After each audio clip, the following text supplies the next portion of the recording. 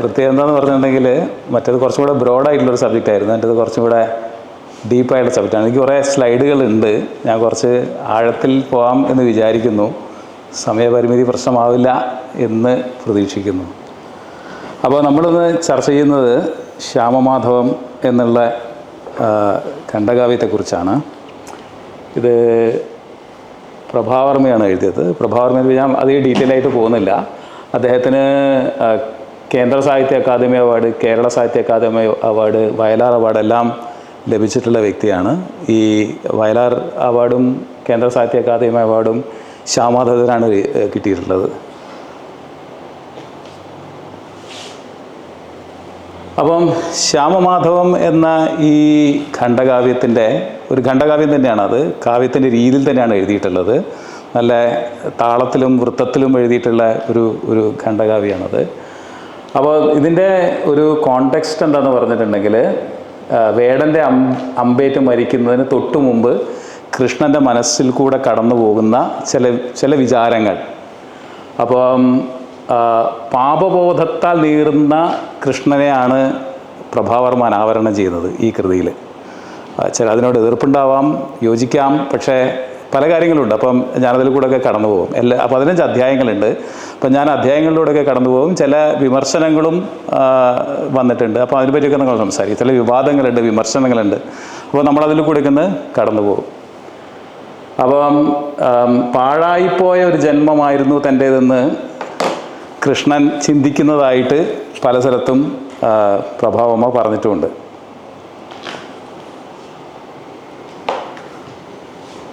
അത് ഓലി പറഞ്ഞൊരു കാര്യമാണ്, സൃഷ്ടിയുടെ രീതി അനന്ത വിചിത്രമാണെന്ന് കരുതാൻ വേണ്ട ജനാധിപത്യ സംസ്കാരത്തെ നിഷേധിക്കരുത്. ഇതൊരു ജാമ്യമെടുപ്പാണ്. കാരണം അതിൻ്റെ വിശദാംശങ്ങളിലേക്ക് പോകുന്ന സമയത്ത് ചിലപ്പം പല കാര്യങ്ങളും കോൺട്രവേഴ്ഷ്യലായിട്ട് ഉണ്ടാവാം. അപ്പം നമ്മളതിനെപ്പറ്റിയൊക്കെ സംസാരിക്കും. Vayalar Ramavarma memorial trust award കൊടുക്കുന്ന സമയത്ത് എഴുതിയൊരു കാര്യമാണ്, കൃഷ്ണനിൽ രക്തമാംസങ്ങളോടുകൂടി തുടിച്ചു നിൽക്കുന്ന മനുഷ്യനെ കണ്ടെത്തി ആവിഷ്കരിച്ചതിൻ്റെ ഫലമാണ് പ്രഭാവർമ്മയുടെ ശ്യാമമാധവം എന്നാണ് പറഞ്ഞിട്ടുള്ളത്.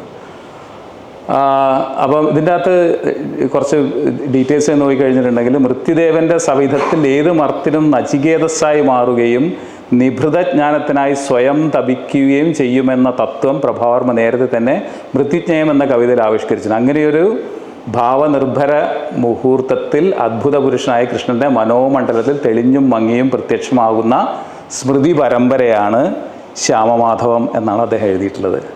അതായത് നമ്മുടെ അവസാന കാലഘട്ടത്തിൽ, അല്ലെ മൃത്യുവിനെ അഭിമുഖീകരിക്കുന്ന സമയത്ത് ഓരോ മനുഷ്യനും നചികേതസ്സായിട്ട് മാറും. നചികേതസ് യമൻ്റെ അടുത്ത് ജ്ഞാനം അന്വേഷിച്ച് പോകുന്നതായിട്ടാണ് കഠോപനിഷത്തിലുള്ളത്. അതാണ് പറഞ്ഞിരിക്കുന്നതിൻ്റെ അകത്ത്. അപ്പം ആ ഒരു മുഹൂർത്തത്തിൽ അത്ഭുത പുരുഷനായ ശ്രീകൃഷ്ണനും അങ്ങനെ ചിന്തിക്കുന്നു, അല്ലെങ്കിൽ അതേ മനോവിചാരങ്ങളിൽ കൂടെ കടന്നു പോകുന്നു എന്നുള്ളതും കൂടിയാണ് രാമവർമ്മ ട്രസ്റ്റ് ഇവിടെ എഴുതിയിട്ടുള്ളത്. അപ്പം ONV ആണ് അതിൻ്റെ അവതാരിക എഴുതിയിട്ടുള്ളത്. അപ്പം ONV എഴുതിയിരിക്കുന്ന ഒരു കാര്യം എന്ന് പറഞ്ഞിട്ടുള്ളത്, ആശാനേന്ത്യ പന്തം ഏറ്റുവാങ്ങിയവരിൽ പ്രമുഖൻ വൈലോപ്പിള്ളിയാണെങ്കിൽ വൈലോപ്പിള്ളിയിൽ നിന്നും പന്തം ഏറ്റുവാങ്ങിയ പുതിയ കാലത്തെ കവിയാണ് പ്രഭാവർമ്മ എന്നുള്ളതാണ് അദ്ദേഹം എഴുതിയിട്ടുള്ളത്. അത് പന്തങ്ങൾ എന്ന് പറഞ്ഞ കവിത എല്ലാവരും കേട്ടിട്ടുണ്ടാവും. ചോര തുടിക്കും ചെറുകൈകളെ പേറുക വന്നീ പന്തങ്ങൾ.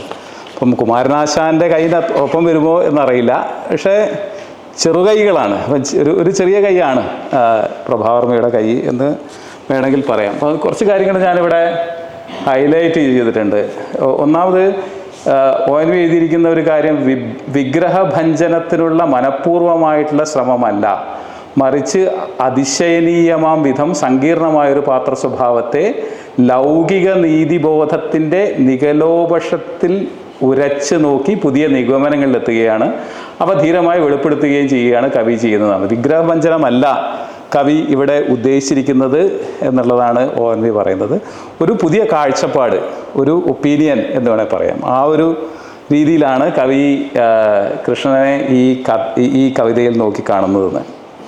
പിന്നെ വേറൊരു കാര്യം, കാലത്തിന് പുതിയ ചിത്രം എഴുതുവാൻ ചുമരും ചായവും ഒരുക്കുന്ന ഇതിഹാസങ്ങളും പുരാണങ്ങളും എന്ന്. അപ്പം അത് വളരെ പ്രധാനമായിട്ടുള്ളൊരു കാര്യമാണ്. അപ്പം ഇതിഹാസങ്ങളും പുരാണങ്ങളെയും ബേസ് ചെയ്തുകൊണ്ട് ഒരുപാട് കഥകളും കാവ്യങ്ങളും കൃതികളും പഠനങ്ങളും എത്രയോ വന്നിട്ടുണ്ട്. അപ്പം അത് കാലത്തിന് പുതിയ ചിത്രം എഴുതാനുള്ള ചുമരും ചായവും തീർക്കുന്ന തന്നെയാണ് ഇതിഹാസങ്ങൾ. ഞാനതിനെ കുറച്ചും കൂടി ഡീറ്റെയിൽ ആയിട്ട് പോകും. സ്മൃതി അല്ലെങ്കിൽ ശ്രുതി എന്ന് പറഞ്ഞുള്ള വ്യത്യാസങ്ങളൊക്കെ ഉണ്ട് ചില നമ്മളെ പുരാണങ്ങളെ പറ്റി പഠിക്കുമ്പോഴൊക്കെ. അപ്പം അതിനെ പറ്റിയിട്ട് ഞാൻ പറയും. പിന്നെ ഇതിൻ്റെ അകത്ത് സാനുമാഷിൻ്റെ ഒരു പഠനമുണ്ട്. ഇതെനിക്ക് വളരെ ഇഷ്ടപ്പെട്ട ഒരു പഠനമാണ് ശരിക്കും പറഞ്ഞിട്ടുണ്ട്. ചില കാര്യങ്ങൾ ഇവിടെ ഹൈലൈറ്റ് ചെയ്യുന്നത്. കാവ്യചാരിതയിൽ ക്ലാസിക് പ്രൗഢി എന്ന് പറഞ്ഞിട്ടാണ് അത് എഴുതിയിരിക്കുന്നത്. അപ്പോൾ അവസാനത്ത് നോക്കുക, ഇപ്പം നേരത്തെ പറഞ്ഞില്ലേ വിഗ്രഹഭഞ്ജനത്തിനായിട്ടുള്ളൊരു ശ്രമമല്ല എന്ന് ONV പറയുന്നത്, അത് തന്നെ ഇവിടെ ആവർത്തിച്ചിരിക്കുന്നത്. കാരണം ഈ കവിത ആസ്വാദനത്തിന് ശേഷവും സഹൃദയ മനസ്സുകളിൽ കൃഷ്ണ വിഗ്രഹം വിസ്മയങ്ങളിൽ വിസ്മയം തിളങ്ങി നിൽക്കുന്നതാണ് ശ്യാമമാധവത്തിൻ്റെ ഏറ്റവും വലിയ വൈശിഷ്ട്യം എന്ന് പറയുന്നുണ്ട്. അതായത് നമ്മൾ ഈ കവിത വായിച്ചു കഴിഞ്ഞതിന് ശേഷവും പാപബോധങ്ങളിൽ നീറുന്ന കൃഷ്ണനെ കണ്ടതിന് ശേഷവും നമ്മുടെ മനസ്സിൽ കൃഷ്ണൻ എന്ന് പറയുന്ന ഒരു കഥാപാത്രം, ഒരു വിസ്മയം, അല്ലെങ്കിൽ കഥാപാത്രം അല്ലെങ്കിൽ നമ്മൾ ആരാധനാമൂർത്തി എന്നൊക്കെ പറയാം, അത് ഒരു വിസ്മയമായി തന്നെ വിളങ്ങി നിൽക്കുന്നുണ്ട് ഇതൊക്കെ വായിച്ചു കഴിഞ്ഞതിന് ശേഷവും. അത് തന്നെയാണ് ONV നേരത്തെ പറഞ്ഞിരിക്കുന്നത്. ഒരു വിഗ്രഹഭഞ്ജനമല്ല ഇവിടെ ഉദ്ദേശിച്ചിരിക്കുന്നത്. പിന്നെ ഇതൊരു ക്ലാസിക് പ്രൗഢി എന്ന് പറയുന്നത്, ഇത് എഴുതിയിരിക്കുന്നത് ഒരു ക്ലാസിക് രീതിയിലാണ്, ഒരു മോഡേൺ ഒരു രീതിയല്ല. ഒരു പരമ്പരാഗതമായിട്ടുള്ള രീതിയിൽ വൃത്തവും താളവും ഒക്കെ അടങ്ങി നിൽക്കുന്ന ഒരു രീതിയിലാണ് അദ്ദേഹം ഈ ഖണ്ഡകാവ്യം എഴുതിയിട്ടുള്ളതും. പക്ഷേ ഇതിനെ പറ്റിയിട്ടുള്ള വലിയൊരു വിവാദം നമ്മുടെ നാട്ടിൽ പൊട്ടിപ്പുറപ്പെടുകയുണ്ടായി. അതായത് ഇത് പ്രസിദ്ധീകരിച്ചു കൊണ്ടിരിക്കുന്ന സമയത്ത് ഈ കവിത ഇനി പ്രസിദ്ധീകരിക്കേണ്ട, അല്ലെങ്കിൽ ഇനി നമ്മൾ കണ്ടിന്യൂ ചെയ്യേണ്ട എന്ന് സമകാലിക മലയാളം പത്രാധിപർ S. ജയചന്ദ്രൻ നായർ തീരുമാനിച്ചു. കാരണം എന്താണെന്ന് പറഞ്ഞിട്ടുണ്ടെങ്കിൽ, ഇദ്ദേഹം പ്രഭാവർമ്മ ഒരു കമ്മ്യൂണിസ്റ്റാണ്. നിങ്ങൾക്ക് എല്ലാവർക്കും അറിയായിരിക്കാം. നമ്മളെ കേരള സർക്കാരിൻ്റെ പിണറായിൻ്റെ ഒക്കെ ഒരു വലം കൈ കൂടെയാണ് അദ്ദേഹം. അപ്പം ഇദ്ദേഹം ഈ TP ചന്ദ്രശേഖരൻ വധം ഉണ്ടായ സമയത്ത് അദ്ദേഹം ഇതിനെ ഒരു അനുകൂലിച്ചുകൊണ്ട് എന്ന് വേണമെങ്കിൽ പറയാം. കാരണം കുലംകുത്തി എന്നുള്ള ഒരു വാക്ക് പിണറായി ഉപയോഗിച്ചിട്ടുണ്ടായിരുന്നു ഇദ്ദേഹത്തിനെതിരെ, ഈ TP ചന്ദ്രശേഖരനെതിരെ. അപ്പം ഈ കുലംകുത്തി എന്നുള്ള വാക്കിനെ ന്യായീകരിച്ചുകൊണ്ട് ഇദ്ദേഹം ദേശാഭിമാനിയിൽ ഒരു ലേഖനം എഴുതുകയുണ്ടായി. അതിവിടെ നോക്കിക്കഴിഞ്ഞാൽ കാണാം. അതായത് റീനെഗേഡ് എന്നതാണ്, അങ്ങനെയാണെന്ന് പറയുന്നത് അല്ലേ? റെനഗേഡ് എന്നാണ് കുലംകുത്തിയെ പറ്റി ഇംഗ്ലീഷ് വാക്ക്. അപ്പം അങ്ങനെയുള്ളൊരു തെറ്റായൊരു വാക്കല്ല എന്ന് പറഞ്ഞുകൊണ്ട് അദ്ദേഹം ഇതിനെ ന്യായീകരിക്കാൻ ശ്രമിക്കുകയുണ്ടായി. അപ്പോൾ ഇങ്ങനെയൊരു പ്രശ്നം വന്ന സമയത്ത് ഇതിൻ്റെ പ്രസിദ്ധീകരണം ജയചന്ദ്രൻ നായർ നിർത്തിവെച്ചു സമകാലിക മലയാളത്തിൽ. ഇങ്ങനെയൊരു വിവാദവും ഇതിനെ പറ്റിയിട്ട് ഉണ്ടായിരുന്നു എന്നുള്ളതാണ്. അപ്പം താഴ്ത്തി എഴുതിയിരിക്കുന്ന വായിക്കാം. 58 വെട്ടുകൾ കൊണ്ട് നുറുക്കിയ ഒരു മനുഷ്യൻ്റെ ജീവൻ അപഹരിച്ചവരെ വാക്കിൻ്റെ സദാചാരം കൊണ്ട് ന്യായീകരിക്കുന്നതിൽ പരം നിന്ദ്യവും ഹീനവുമായ ഒരു കൃത്യമില്ലെന്നും എന്നാണ് അദ്ദേഹം പറഞ്ഞിരിക്കുന്നത്. അപ്പം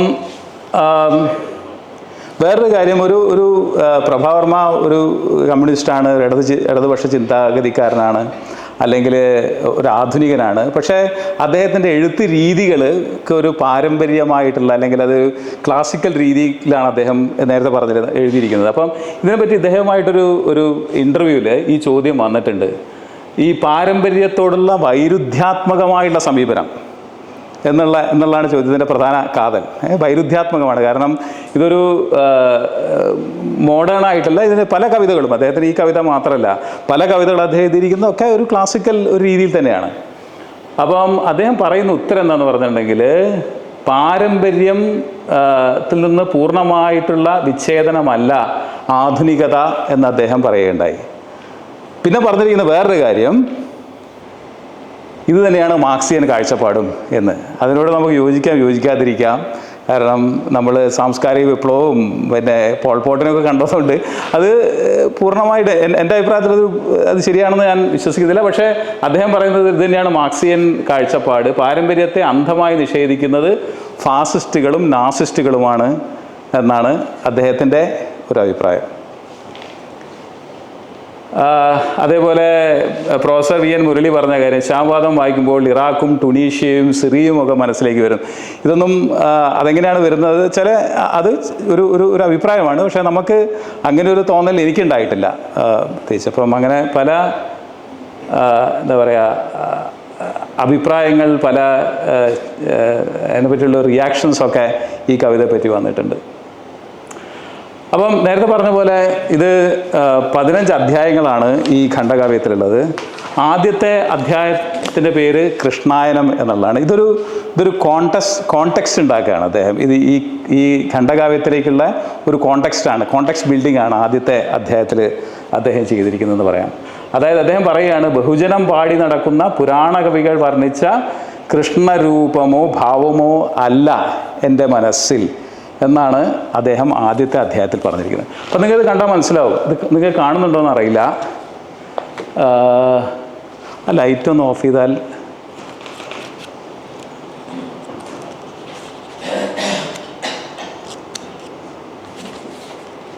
കാണുന്നുണ്ടോ? അത് അല്ലെങ്കിൽ ഞാൻ വായിക്കാം. ഇത് എഴുതി വെച്ചിട്ടുണ്ട്. അപ്പോൾ ആദ്യത്തെ ശ്ലോകം ഇതാണ്. ആദ്യത്തെ ശ്ലോകം, ചേതോദർപ്പണം ഇന്നു മേഘമയിലിൻ നീലത്തഴഛായതൻ ശ്രീതാവുന്ന വിധം തെളിഞ്ഞു ഹരിനിൻ ശോകാവിലം മാനസം ശ്യാമം തീക്ഷ്ണ മാലമീ നിറമിന്നെന്തേറെ കനത്തിയിടുവാൻ കാര്യം ഗർഭസമാധി തൊട്ടു ഭഗവൻ നീയേറ്റ ദുഃഖങ്ങളാം. അതാണ് ആദ്യത്തെ ശ്ലോകം എന്ന് പറയുന്നത്. അപ്പം ശ്യാമം തീക്ഷ്ണ തമാലമീ നിറമിനെന്തേറെ കനത്തിയിടുവാൻ കാര്യം ഗർഭസമാധി തൊട്ടു ഭഗവൻ നീയേറ്റ ദുഃഖങ്ങളാണ്. അതായത് ഗർഭം മുതൽ ജനനം മുതൽ കൃഷ്ണൻ ദുഃഖങ്ങളിൽ കൂടെ കടന്നു പോകുന്ന ഒരു വ്യക്തിയായിരുന്നു. അപ്പം തമാലൻ എന്ന് പറഞ്ഞിട്ട് പച്ചയാണെന്നോ, പച്ച നിറാണെന്നോ. അപ്പം തീക്ഷ്ണമായ പച്ച നിറം എന്നത് നീലയായി മാറും, സമുദ്രത്തിൻ്റെ ഒക്കെ നീല പോലെ. അപ്പം എന്തിനാണ് ഇത്രയും കറുത്തിയിടുവാൻ കാര്യം ഗർഭസമാധി തൊട്ട് നീയേറ്റ ദുഃഖങ്ങളായിരിക്കാമെന്ന്. അപ്പം അതേപോലെ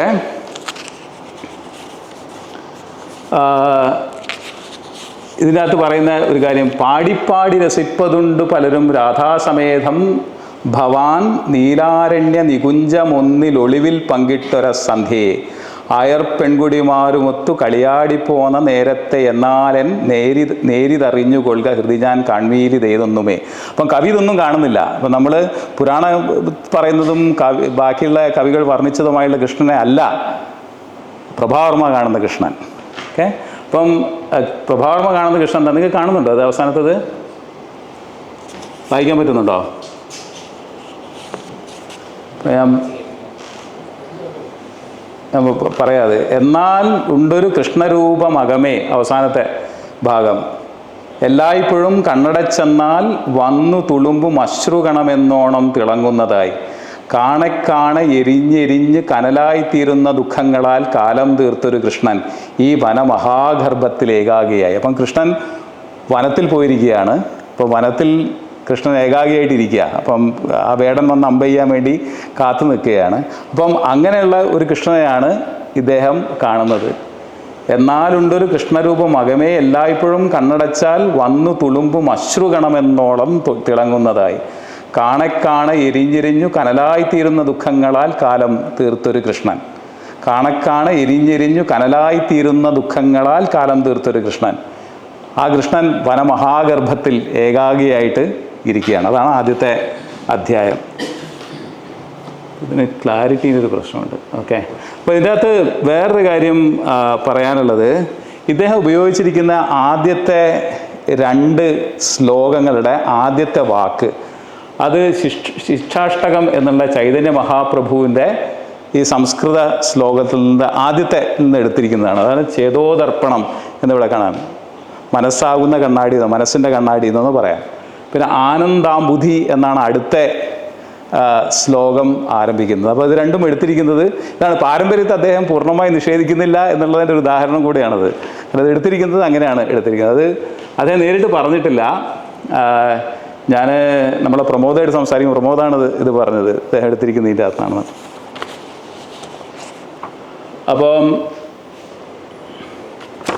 അപ്പോൾ നമ്മൾ ഇതിൻ്റെ ബാക്കിയുള്ള ഇതിലേക്ക് കടക്കുന്നതിന് മുമ്പേ ഒരു കാര്യം എനിക്ക് പറയാനുള്ളത്, സ്മൃതി ശ്രുതി അതെല്ലാവർക്കും അറിയാവുന്ന കാര്യമാണ്, ചിലർക്ക് അറിയില്ലായിരിക്കാം. പക്ഷേ അതുകൊണ്ടാണ് ഞാനിവിടെ പറഞ്ഞിരിക്കുന്നത്. ശ്രുതി ഇപ്പം നമ്മളെ ഭാരതീയ സംസ്കാരത്തിലെ നമ്മളെ കൃതികളിലൊക്കെ രണ്ട് തരത്തിലുള്ള കൃതികളുണ്ട്. നമ്മളെ സ്മൃതിയും വേദങ്ങളൊക്കെ ശ്രുതികളാണ്, അതിന് മാറ്റമില്ല എന്നാണ് പറയുക. ഉപനിഷത്തുകൾക്കും ആ രീതിയിൽ തന്നെയാണ്. പക്ഷേ സ്മൃതി എന്ന് പറഞ്ഞിട്ടുണ്ടെങ്കിൽ ഒരു പലരും ഓർത്തിരുന്ന് പിന്നീട് മനോധർമ്മം പോലെ എഴുതുന്നതാണ് സ്മൃതികൾ. അപ്പം അങ്ങനെ പല കവിതകളും ഇതൊക്കെ ആ കാലത്തും വന്നിട്ടുണ്ട്. പല കവികളും എഴുതിയിരിക്കുന്നത്. ഇപ്പം ഗീതാ ഗോവിന്ദം ഒക്കെ അങ്ങനെയാണ് വന്നിട്ടുള്ളത്. അപ്പോൾ അതിൻ്റെ അകത്ത് എഴുതിയിരിക്കുന്ന കാര്യങ്ങൾ 12ാം നൂറ്റാണ്ടിലാണെന്ന് തോന്നുന്നു, ജയദേവ കവിൻ്റെ ഒരു കാലഘട്ടം. അപ്പം അദ്ദേഹം എഴുതിയിരിക്കുന്ന കവിത എന്ന് പറഞ്ഞാൽ അദ്ദേഹത്തിൻ്റെ ഭാവനയും കൂടെ ചേർന്നിട്ടാണ് എഴുതിയിട്ടുള്ളത്. അപ്പം നമ്മളതിനെ അപ്പോൾ ഈ ഒരു രചനകളൊക്കെ ആ രീതിയിലാണ് നമ്മൾ കാണേണ്ടതെന്നാണ് പറയുന്നത്. അപ്പോൾ അത് വിഗ്രഹവഞ്ചനം അല്ലെങ്കിൽ ഒരു നമ്മളെ ഒരു മതത്തിനോ അല്ലെങ്കിൽ ഇതിനോ എതിരായി പറയുന്നു എന്ന രീതിയിൽ കാണണ്ട എന്നുള്ളതാണ് എൻ്റെ ഒരു അഭിപ്രായം. അതായത് സ്മൃതികൾ അങ്ങനെയാണ്.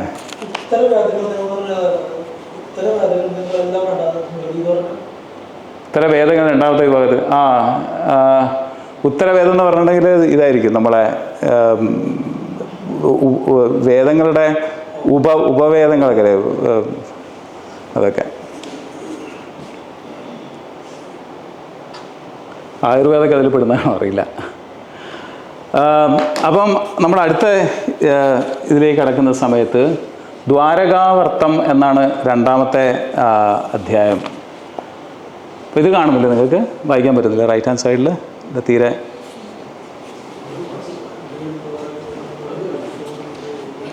ഞാനൊന്ന് ഇതിൻ്റെ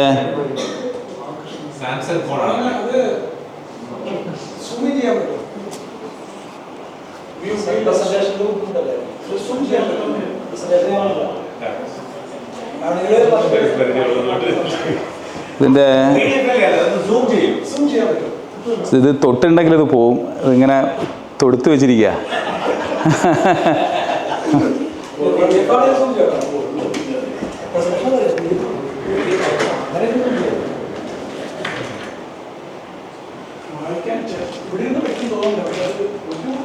ബുദ്ധിമുട്ടാണ് അല്ലേ?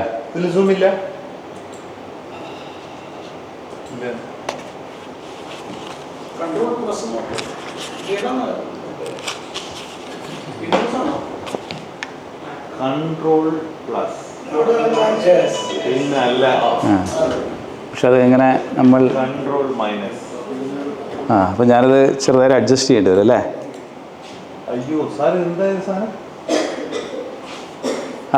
ഞാനിരുന്ന് സംസാരിക്കാം. അപ്പോൾ കേൾക്കാമല്ലോ അല്ലേ?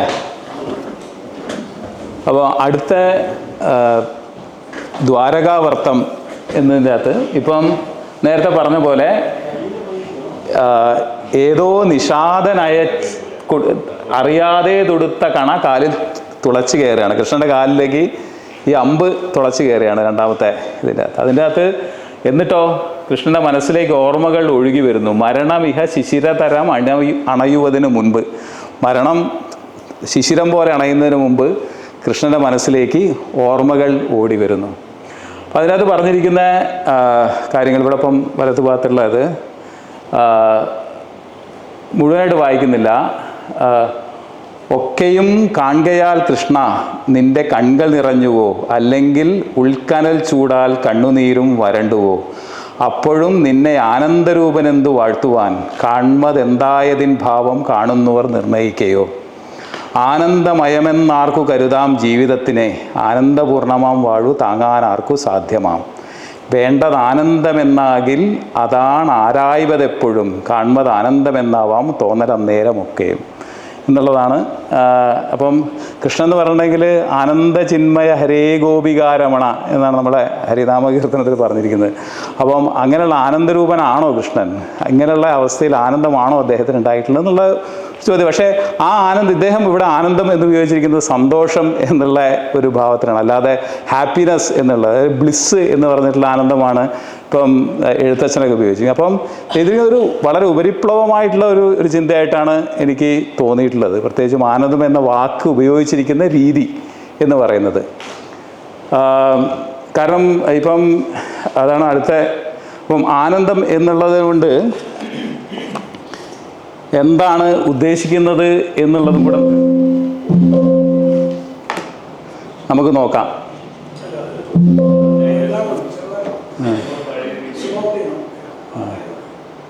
അപ്പം ആനന്ദം നമ്മളെ ദാർശനിക നിഘണ്ടു, പ്രസാദ് സാറിൻ്റെ ദാർശനിക നിഘണ്ടുവിലുള്ള ആനന്ദത്തിൻ്റെ നിർവചനമാണ്. അപ്പോൾ ഇത് അക്കാഡമിക്കായിട്ടാണ് പോയിരിക്കുന്നത്, അല്ലാതെ വെറും ആത്മീയമായിട്ടല്ല. അപ്പം ആനന്ദം ബ്രഹ്മത്തിൻ്റെ പര്യായമായ അദ്വൈത ദർശനത്തിൽ ഉപയോഗിച്ചിരിക്കുന്ന ഒരു പദം എന്നുള്ളതാണ് അദ്ദേഹം പറഞ്ഞിരിക്കുന്നത്. അപ്പം ഇപ്പോൾ എഴുത്തച്ഛൻ നേരത്തെ പറഞ്ഞ പോലെ അർക്കാനലാദി വെളിവൊക്കെ ഗ്രഹിക്കുമൊരു കണ്ണിനു കണ്ണ് മനമാകുന്ന കണ്ണതിനു കണ്ണായിരുന്ന പൊരുൾ താനെന്നുരയ്ക്കുമളവ് ആനന്ദമെന്ത് ഹരിനാരായണായ നമഃ. അതായത് അപ്പം കണ്ണിന് കണ്ണ് മനസ്സിന് കണ്ണായിരിക്കുന്ന പൊരുൾ താനെന്ന് ഉരയ്ക്കുമളവ് ആനന്ദമെന്ത്. ആ ആനന്ദമല്ല അദ്ദേഹം നേരത്തെ പറഞ്ഞിരിക്കുന്ന ആനന്ദം. അതൊരു ഹാപ്പിനെസ് എന്നുള്ള ഒരു വാക്കിന് തുല്യമായിട്ടാണ് അദ്ദേഹം ഉപയോഗിച്ചിരിക്കുന്നത് എന്നുള്ളതാണ് ഒരു വിമർശനം.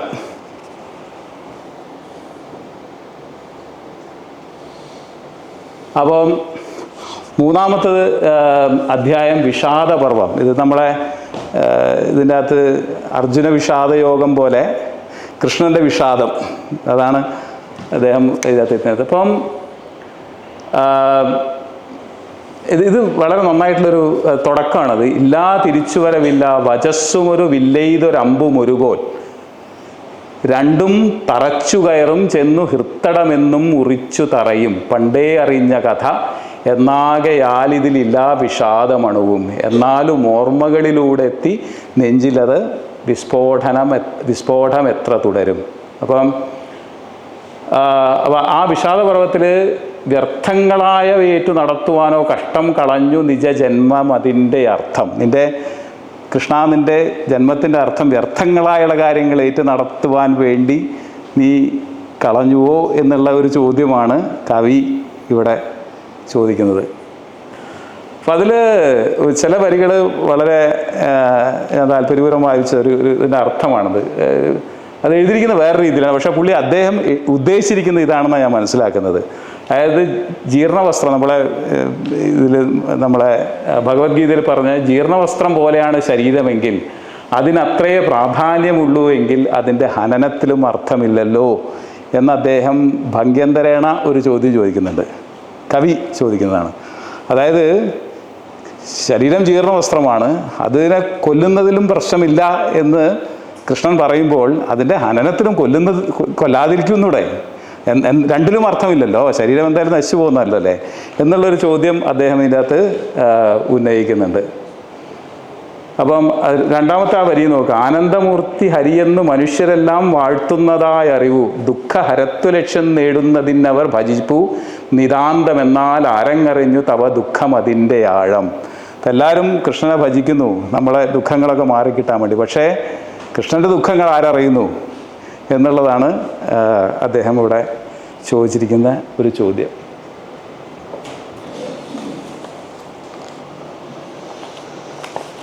അപ്പം അതിനടുത്ത കർണാടകം എന്നുള്ളതാണ് അടുത്ത അധ്യായം. അപ്പം എന്താ സംഭവിക്കുന്നതെന്ന് പറഞ്ഞിട്ടുണ്ടെങ്കിൽ ഇതിൻ്റെ ഈ അധ്യായം മുതൽ കൃഷ്ണൻ്റെ മനസ്സിൽ കൂടെ പഴയ കാലഘട്ടങ്ങളും പഴയ പരിചരിച്ച അല്ലെങ്കിൽ പരിചയപ്പെട്ട മനുഷ്യരെല്ലാവരും കൂടെ എല്ലാം കടന്നു പോവുക. അപ്പം ആദ്യമായിട്ട് കൃഷ്ണൻ്റെ മുമ്പിൽ വരുന്നത് കർണനാണ്. അപ്പം അതാണ് കർണാടകം എന്നുള്ള നാലാമത്തെ ഈ അധ്യായം. വളരെ എന്താ പറയുക ഇൻട്രസ്റ്റിംഗ് ആയിട്ടുള്ള ചില കാര്യങ്ങളുണ്ട് ഈ ഒരു അധ്യായത്തിൽ. അപ്പം കൃഷ്ണൻ അല്ലെങ്കിൽ കവി പറയുന്നത്, അല്ല കൃഷ്ണനെ കൊണ്ട് പറയിക്കുന്നത് രാധർ, കർണ നീ മാത്രമാണോർത്താൽ ധർമ്മമൂല്യ പരായണൻ ധീരൻ സത്യപഥം വിട്ടുമാറാതെ നടകൊണ്ടവൻ. അതായത് കൃഷ്ണൻ ചിന്തിക്കുകയാണ്, കർണ എന്നെക്കാട്ടും വലിയ ധർമ്മമൂല്യപരായണൻ നീയായിരുന്നു, ധീരൻ നീയായിരുന്നു, ഞാനല്ല എന്നുള്ള എന്നാണ് കൃഷ്ണൻ ചിന്തിക്കുന്നത്. നിങ്ങൾ അവസാനത്തെ ഭാഗം നോക്കിക്കഴിഞ്ഞാൽ കാണാം, അറിയാം അതിനാലല്ലോ ച്യുതനായിത്തീർന്ന അച്യുതൻ, ച്യുതനായിത്തീർന്ന അച്യുതൻ. അച്യുതൻ എന്ന് പറഞ്ഞാൽ അറിയാലോ അല്ലേ, വീഴ്ത്തിനെയും ചതിയിൽ ജിഷ്ണുവല്ല കൊന്നത് കൃഷ്ണനാം. ജിഷ്ണു എന്ന് പറഞ്ഞിട്ടുണ്ടെങ്കിൽ അർജുനനല്ല കൊന്നത്, ഞാനാണ് നിന്നെ കൊന്നത്. അപ്പോൾ അദ്ദേഹം പറഞ്ഞു വരുന്ന, അപ്പോൾ ഇത് നോക്കിക്കഴിഞ്ഞിട്ടുണ്ടെങ്കിൽ നേരത്തെ വാക്കിനാൽ മാത്രം അല്ല ഒറ്റിക്കൊടുക്കാവത് വാളിലും മൂർച്ചയേറുന്നതാം മൗനത്തിലാണുമത് നിർണയം. മൗനം കൊണ്ടും ഒറ്റിക്കൊടുക്കാം. അപ്പം അതിൻ്റെ ബാക്കിയാണ് ഇവിടെ കാണുന്നത്. സത്യമന്നേ പറഞ്ഞിട്ടുണ്ടായിരുന്നെങ്കിൽ അക്ഷണം അഴിയും ശക്തിബന്ധങ്ങൾ ഒഴിയും ദുഃഖമേഘവും. അന്ന് സത്യം പറഞ്ഞിട്ടുണ്ടായിരുന്നെങ്കിൽ, അതായത് കർണൻ കുന്തിയുടെ മകനാന്ന് പറഞ്ഞിട്ടുണ്ടായിരുന്നെങ്കിൽ ഈ യുദ്ധം നടക്കില്ലായിരുന്നു അല്ലേ. അപ്പം ആ മൗനം കൊണ്ടും ഒറ്റിക്കൊടുക്കാം. ശബ്ദം കൊണ്ട് മാത്രമല്ല, വാക്കുകൊണ്ട് മാത്രമല്ല, മൗനം കൊണ്ടുകൂടി ഒറ്റിക്കൊടുക്കാവുന്നതാണ് എന്നുള്ളതാണ് ഇത് പറഞ്ഞത്. അതിന് തോന്നിയില്ലെന്ന അപരാധം അതിൻ ഫലം അറിഞ്ഞു ജീവിതം കാലം ലോകവാസികൾ സർവരും. എല്ലാവരും അതിൻ്റെ ഫലം എല്ലാവരും അനുഭവിച്ചു. അതിന് ശേഷം ഒടുവിൽ പോർമുഖത്തായി നിൻ രഥചക്രങ്ങൾ താഴവേ ആയുധം വെച്ചു നീ നിന്റെ തേരുയർത്താൻ ശ്രമിക്കവേ ധനുസ്സു താഴെ വെച്ചോനെ വധിക്കുന്നത് ധർമ്മമോ എന്ന് ചോദിച്ചു നീ യുദ്ധധർമ്മവീര്യമുണർത്തവേ അതുതാൻ സത്യമെന്നേറ്റു പറഞ്ഞേ നിന്ന ഫൽഗുനൻ നിനക്കു തേരുയർത്താനായി സമയം തന്നതോർപ്പു ഞാൻ. അതായത് കർണൻ മാത്രമല്ല അർജുനനും പറയുന്നുണ്ട്. അപ്പോൾ അർജുനനും കൃഷ്ണനേക്കാൾ ധർമ്മവാനായിരുന്നോ എന്നുള്ള ഒരു ചോദ്യം കൂടെ അവിടെ ഉയർത്തപ്പെടുന്നുണ്ട്.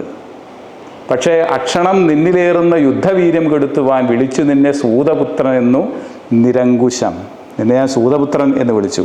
എന്നിട്ട് സമയം കൊടുത്തില്ല അർജുനോട് അമ്പയ്യാൻ പറഞ്ഞു ഞാൻ. അത് ധർമ്മമായിരുന്നു.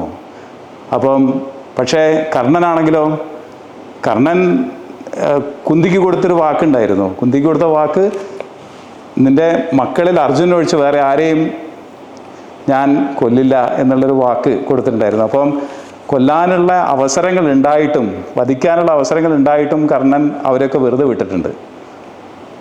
അർജുനൻ മരിച്ചാലും ഞാൻ മരിച്ചാലും നിനക്ക് അവസാനം 5 മക്കൾ തന്നെ ബാക്കിയാവും എന്ന് കുന്തിയോട് പറയുന്നുണ്ട്.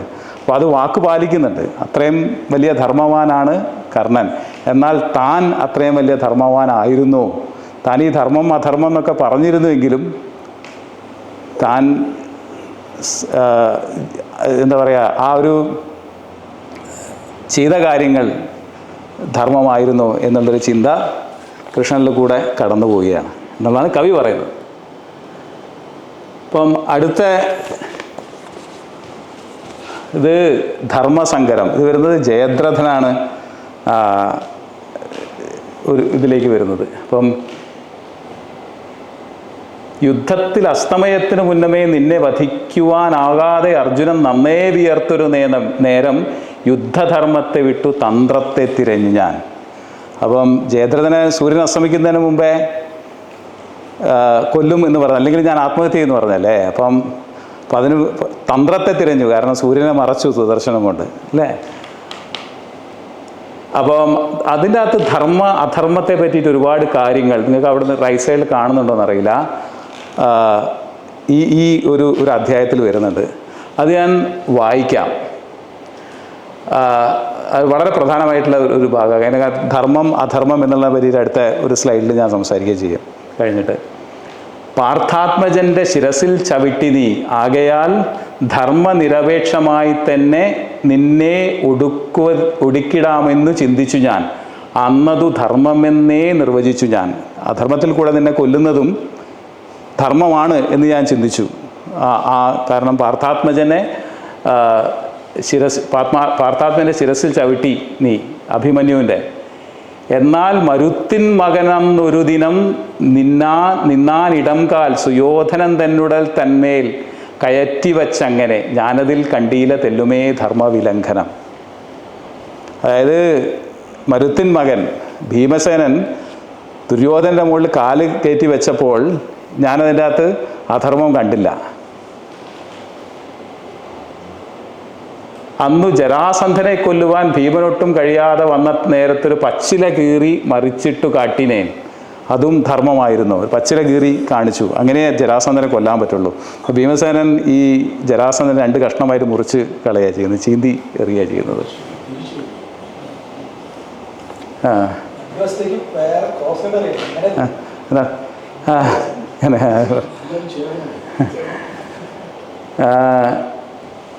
അതായത് ദുര്യോധനൻ നിധനം അസാധ്യമാണെന്നറിഞ്ഞാകവേ ഭീമൻ തളരവേ മർമ്മം തെളിച്ചു കാട്ടാനായി തുടയ്ക്കുമേലൊന്നു താളം തട്ടി. ധർമ്മം എങ്ങതിൽ അതിലെന്ത് ധർമ്മമുള്ളത്? കാരണം ദുര്യോധനൻ്റെ തുടക്കി അടിച്ചാലല്ലേ ദുര്യോധനൻ മരിക്കുന്നത്. അപ്പം അതിലെന്ത് ധർമ്മമാണുള്ളത്? അപ്പം താൻ ധർമ്മവാനായിരുന്നോ എന്ന് കൃഷ്ണൻ പിന്നെയും പിന്നെയും സന്ദേഹിക്കുകയാണ് ഇവിടെ. അപ്പോൾ അതിങ്ങനെ റിപ്പീറ്റഡായിട്ട് ഈ ഈ ഈ കവിതയിൽ വരുന്നുണ്ട്. അതുപോലെ തന്നെ വേറൊരു ഇത് വളരെ താല്പര്യപൂർവ്വം ഞാൻ വായിച്ചത്, അർജുനൻ തൻ ജീവരക്ഷണത്തിന് ഞാൻ അന്ന് ചതിച്ചൊടുക്കി നിൻ്റെ ജീവനെ ഒക്കെ, പക്ഷേ തീയിൽ ദഹിക്കാത്ത നീരിൽ ലയിക്കാത്ത വായുവിനേതും ഉണക്കുവാനാവാത്ത ശസ്ത്രത്തിനും മുറിവേറ്റുവാനാവാത്ത ജീവൻ അതിനും തരാതര ഭേദമോ. ഇപ്പം ഇത് ഭഗവത്ഗീതയിലൊരു ഭാഗമാണ്, ചിലർക്ക് അറിയായിരിക്കും. നൈനം ചിന്തന്തി ശസ്ത്രാണി നൈനം ദഹതി പാവകഃ നചൈനം ക്ലേദയന്ത്യാവോ നശോഷയതി മാരുതഃ. അതായത് എന്നുള്ള ഇത് അപ്പോൾ അതാണ് ഇത്. തീയിൽ ദഹിക്കാത്ത നീരിൽ ലയിക്കാത്ത വായുവിനേതും ഉണക്കുവാനാവാത്ത ശസ്ത്രത്തിനും മുറിവേറ്റുവാനാവാത്ത ജീവൻ, ശസ്ത്രത്തിനും ഇത് നനയ്ക്കാൻ പറ്റാത്ത, ശസ്ത്രത്തിന് എടുക്കാൻ പറ്റാത്ത ആ ജീവൻ അതിന് തരാതര ഭേദമോ. അപ്പോൾ അർജുനൻ്റെ ജീവനും നിൻ്റെ ജീവനും ഞാൻ വ്യത്യാസം കാണുന്നു, അത് ധർമ്മമാണോ എന്നുള്ള ഒരു ചിന്തയും കൂടെ ഇതിൻ്റെ അകത്ത് വരുന്നുണ്ട്. അപ്പം നമുക്ക് ഈ ധർമ്മം എന്താണ് എന്നുള്ളത് ഒന്നും കൂടെ ആഴത്തിൽ ചിന്തിക്കേണ്ട ഒരു വിഷയമാണ്. എന്താണ് ധർമ്മം? ധർമ്മം ഭയങ്കര ഒരു സങ്കീർണമായിട്ടുള്ള ഒരു വിഷയമാണ് ധർമ്മം. നമ്മളെ മാരാരുടെ ഭാരത പര്യടനത്തിലൊക്കെ അദ്ദേഹം വളരെ വിശദമായിട്ട് ധർമ്മത്തിനെ പറ്റിയിട്ട് ചിന്തിക്കും. എന്താണ് ധർമ്മം? ധർമ്മം ഭയങ്കര ഗഹനമായിട്ടുള്ളൊരു വിഷയമാണ്. കർമ്മം പോലെ തന്നെയാണ്. കർമ്മസ്യ ഗഹനാഗതി എന്ന് പറയുന്ന പോലെ തന്നെ ധർമ്മവും വളരെ ഗഹനമുള്ള എന്താണ് അതുണ്ട് ഉപയോഗിക്കുന്ന ധർമ്മമുണ്ട്. അപ്പം ഈ ധർമ്മം എന്നുള്ളതിൻ്റെ അർത്ഥം നമ്മളെ പ്രസാദ് സാറിൻ്റെ പുസ്തകത്തിൽ പറയുന്നത് അതിനാണ്. ഇത് വലത്ത് ഭാഗത്തുള്ളത് സ്വാമി ചിദാനന്ദപുരീൻ്റെ ഒരു പുസ്തകത്തിലുള്ളതാണ്. അതായത് ധർമ്മം ലോകക്ഷേമത്തിന് ഉതകുന്നതാണ് ധർമ്മം, താങ്ങി നിർത്തുന്നത്, ധരിക്കുന്നത് എന്നൊക്കെയാണ് ധർമ്മത്തിൻ്റെ അർത്ഥം. അപ്പം ചിദാനന്ദപുരി സ്വാമി പറയുന്നത് പ്രപഞ്ച വ്യവസ്ഥ, അണുമുതൽ ബ്രഹ്മാണ്ടം വരെ നിലനിർത്തുന്ന പ്രപഞ്ച വ്യവസ്ഥയുടെ പേരാണ് ധർമ്മം. അതിനെതിരായിട്ട് നിൽക്കുന്നതെല്ലാം അധർമ്മമാണ്. എല്ലാം എന്തിനാൽ ചേർത്ത് കോർത്ത് ധരിക്കപ്പെടുന്നുവോ അതാണ് ധർമ്മം. അപ്പോൾ പ്രപഞ്ചത്തിൻ്റെ താളമാണ് ധർമ്മം. അതിനവിടെയും പറഞ്ഞു ധരിക്കുന്നത് എന്നാണ് അതിൻ്റെ അർത്ഥം. എല്ലാം എന്തിനാൽ ചേർത്ത് കോർത്ത് ധരിക്കപ്പെടുന്നുവോ, അണുമുതൽ ബ്രഹ്മാണ്ടം വരെ എന്തിൽ ചേർത്ത് കോർത്ത് ധരിക്കപ്പെടുന്നു അതാണ് ധർമ്മം എന്നുള്ളതാണ് ധർമ്മത്തിൻ്റെ ശ്രുതി അനുസാരമായിട്ടുള്ള ഡെഫിനിഷൻ. അപ്പം അതിനകത്ത് കൂടുതൽ ഞാൻ കിടക്കുന്നില്ല. ഇത് അടുത്തത് വളരെ പ്രധാനമായിട്ടുള്ള ഒരു അധ്യായമാണ്. ഇതിൽ വരുന്ന ആരാന്ന് മനസ്സിലായല്ലോ, ഗാന്ധാരി അവസാനം കൃഷ്ണനെ ശപിക്കുന്നുണ്ട്. അപ്പം വളരെ രസകരമായിട്ടുള്ള ഒരു അധ്യായം കൂടെ അത്. ചില ശ്ലോകങ്ങൾ നന്നായിട്ട് അദ്ദേഹം എഴുതിയിട്ടുണ്ട്. അപ്പോൾ നിങ്ങൾ വായിച്ചാൽ മനസ്സിലാവും. കൊല്ലം 36 അറിക സുബലജയെ പണ്ടു നീ ചൊന്നതെല്ലാം നേരായി വരുന്നു, സകലമൊടുവിലായി കാണുവാൻ നീ വരുന്നു. എല്ലാം ഭസ്മാന്തമെല്ലെന്നറിവനതു തെളിച്ചിടുവാനായി തപിച്ചാണല്ലീ ആരണ്യവന്നി പ്രളയമതു കടന്നെത്തിങ്ങു നീ വന്നു നിൽപ്പൂ. അവസാനത്തെ ഭാഗം ഇവിടെ എഴുതിയിരിക്കുന്നതിൽ അവസാനത്തെ ശ്ലോകം, മങ്ങിക്കത്തും ചരാജൻ മിഴികളിരുളുവന്നിങ്ങു പൊത്തുന്ന നേരം വിങ്ങിത്തേങ്ങുന്ന ഹൃത്തോടരികെ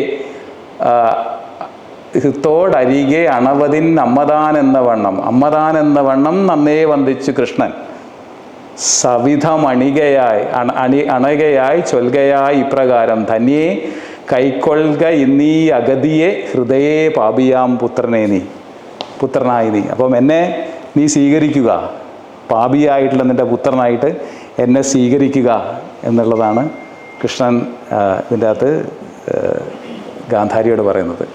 അതേപോലെ തന്നെ കൃഷ്ണൻ ചിന്തിക്കുന്നത്, ഇത്രയും സത്യം പുലർത്തിയ മറ്റൊരാളുണ്ടായിരിക്കില്ല പെണ്ണായി ഭൂമിയിൽ, മാതൃത്വ സത്യ തേജസ്സായി നിൻമുന്നിൽ നിൽക്കുന്നതെങ്ങനെ, നിൽക്കാതെ എങ്ങനെ. അപ്പം കാരണം ഈ 36 എന്നുള്ളത് കൃഷ്ണന് കിട്ടിയൊരു ശാപമാണ്. നിൻ്റെ കുലം 36 വർഷം കൊണ്ട് മുടിഞ്ഞു പോകും എന്ന് ശപിക്കുന്നുണ്ട് ഗാന്ധാരി. അതാണ് 36 വർഷം ഇവിടെ. അതേപോലെ തന്നെ ഇവിടെയും ധർമ്മത്തെ പറ്റി പറയുന്നുണ്ട്.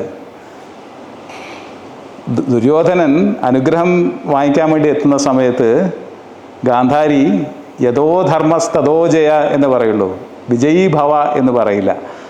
അപ്പം അത്രയും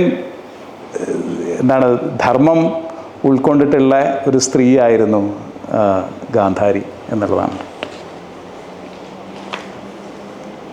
അതിൻ്റെ അകത്ത് ഞാൻ വേറൊരു കാര്യം കൂടെ ഇവിടെ ചിന്തിക്കാനുണ്ട്. നമ്മളെ എഴുത്തച്ഛൻ്റെ ഗാന്ധാരി വിലാപം ഇതിനോടൊന്ന് ചേർത്ത് വായിക്കുന്നത് നന്നായിരിക്കും.